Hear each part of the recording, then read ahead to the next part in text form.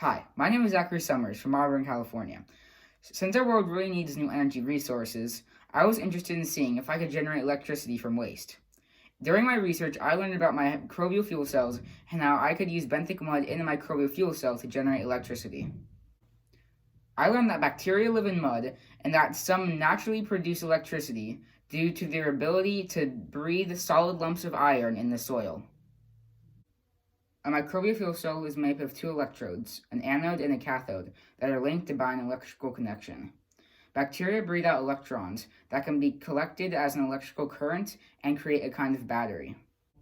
During my research, I learned that different factors could affect the electricity production and metabolic process of bacteria. I hypothesized that different additives could increase the electricity production from a microbial fuel cell. I thought that adding plant food, sugar, and yeast would all increase electricity generation.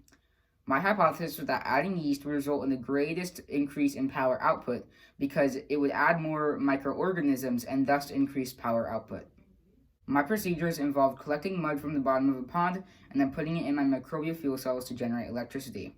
I measured my power output with resistors, and once my power output had stabilized, I added my additives and then kept testing. I have 4 fuel cells, 1 control and 1 with each additive, and I repeated my experiment 3 times. The 3 trials were inconsistent. In trial 1, yeast generated the most electricity, but in trials 2 and 3, plant food generated the most electricity.